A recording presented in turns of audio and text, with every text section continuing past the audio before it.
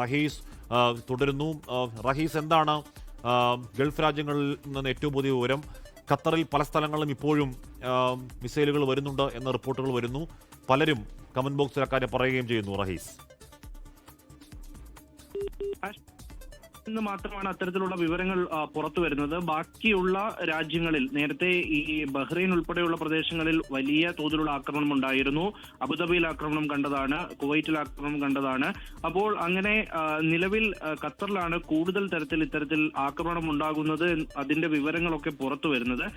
അതിനപ്പുറത്തേക്ക് മറ്റ് പ്രദേശങ്ങളിലൊക്കെയും മറ്റ് ഗൾഫ് രാജ്യങ്ങളിലൊക്കെയും നിലവിൽ സ്ഥിതിഗതികൾ ശാന്തമാണ് എന്നുള്ളത് തന്നെയാണ് അവിടുത്തെ ഓരോ വിവിധ വകുപ്പുകൾ അറിയിക്കുന്നത്. വിവിധ മന്ത്രാലയങ്ങളൊക്കെ ഇപ്പോൾ ആ മന്ത്രാലയവുമായി ബന്ധപ്പെട്ട കാര്യങ്ങളുമായി ചേർന്ന് നിൽക്കുന്ന പ്രസ്താവനകളൊക്കെയും നൽകുന്നുണ്ട്. ഒപ്പം ചില അടിയന്തരമായിട്ടുള്ള വാർത്താക്കുറിപ്പുകളൊക്കെയും പങ്കുവെക്കുന്നുണ്ട്. അപ്പോൾ അതിലൊക്കെയും നിലവിൽ സ്ഥിതിഗതികൾ ശാന്തമാണ് എന്ന നിലയ്ക്കുള്ള വിവരങ്ങളാണ് പുറത്തു വരുന്നത്.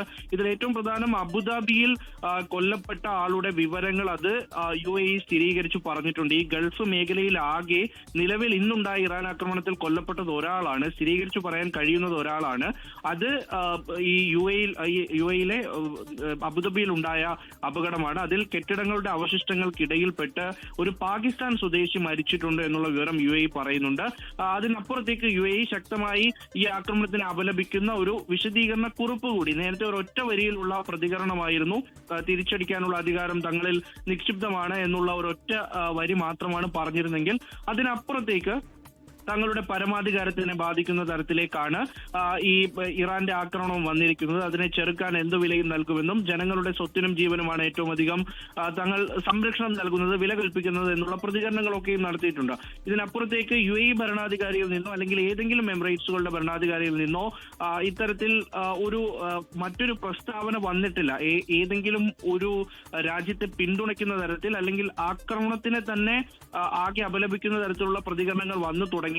അത് ഒരുപക്ഷെ സംയുക്തമായ ഒരു ചർച്ചയ്ക്കൊക്കെ ശേഷമായിരിക്കാം അത്തരത്തിൽ പ്രതികരണങ്ങളൊക്കെയും ഉണ്ടായി വരുന്നത്. അത് ഇറാനെ സംബന്ധിച്ചിടത്തോളം നിർണായകമാവുകയും ചെയ്യും. ഈ ഘട്ടത്തിൽ ഏതെങ്കിലും തരത്തിൽ സമവായത്തിന് അല്ലെങ്കിൽ ഈ ഇന്ന് നടത്തിയ ആക്രമണവും അത് ഏതെങ്കിലും ഒരു സമവായത്തിന് വേണ്ടിയിട്ടുള്ള ഒരു പ്രഷറൈസിംഗ് ആയിരുന്നുവെങ്കിൽ സ്വാഭാവികമായിട്ടും ഇപ്പോൾ UAE ഉൾപ്പെടെയുള്ള രാജ്യങ്ങൾ എടുക്കുന്ന നിലപാട് അവരെ സംബന്ധിച്ചിടത്തോളം വളരെ പ്രധാനമായി വരികയും ചെയ്യും.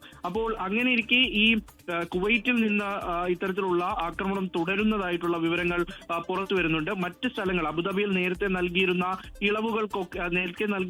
ആ ഒരു ജാഗ്രതയ്ക്ക് ചെറിയ ഇളവുകളൊക്കെ വന്നു എന്നാണ് മനസ്സിലാകുന്നത്. ജനജീവിതം സാധാരണ നിലയിൽ പോകുന്നുവെന്ന് അബുദാബി അതോറിറ്റികളും അറിയിക്കുന്നുണ്ട്.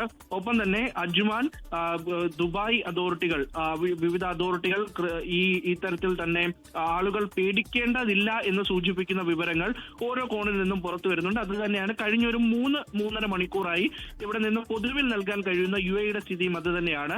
ഒപ്പം സൗദിയിലേക്ക് വന്നാലും അല്ലെങ്കിൽ ബഹ്റൈനിൽ ആദ്യ ഘട്ടത്തിൽ ഏറ്റവും കൂടുതൽ ഇത്തരത്തിൽ ആക്രമണം ഉണ്ടായത് ബഹ്റൈനിലായിരുന്നു. പക്ഷേ ബഹ്റൈനിലും കഴിഞ്ഞ കുറേ നേരമായി അതിന്റെ വിവരങ്ങൾ, അത്തരത്തിൽ ആക്രമണം ഉണ്ടാകുന്ന വിവരങ്ങളൊന്നും വന്നിട്ടില്ല. പക്ഷേ ബഹ്റൈനിൽ നിന്ന് വന്ന ദൃശ്യങ്ങൾ വളരെ പേടിപ്പിക്കുന്ന ദൃശ്യങ്ങളായിരുന്നു, വളരെ ലൈവായുള്ള ദൃശ്യങ്ങളായിരുന്നു. അതിനപ്പുറത്തേക്ക് നിലവിലെ സാഹചര്യം പരിശോധിക്കുകയാണെങ്കിൽ ബഹ്റൈനിലും സ്ഥിതിഗതികൾ ഏതാണ്ടൊക്കെ ശാന്തമായിട്ടുണ്ട് എന്ന വിവരങ്ങളാണ് പുറത്തു വരുന്നത്.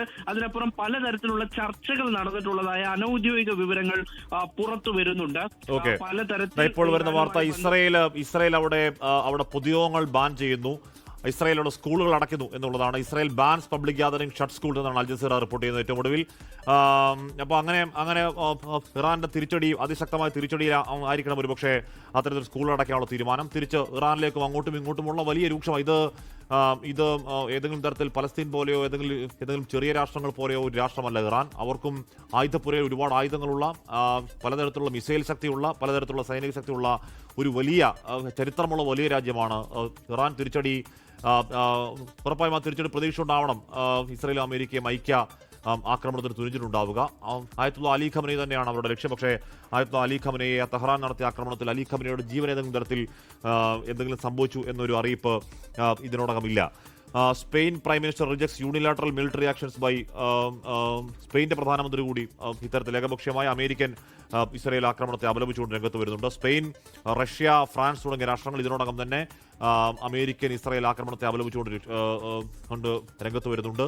അങ്ങേയറ്റം സങ്കീർണമായ സാഹചര്യം മധ്യേഷ്യയിലെങ്ങാനുമുണ്ട്, പശ്ചിമേഷ്യയിലെങ്ങാനുമുണ്ട് എന്ന് ഉറപ്പായും പറയാം.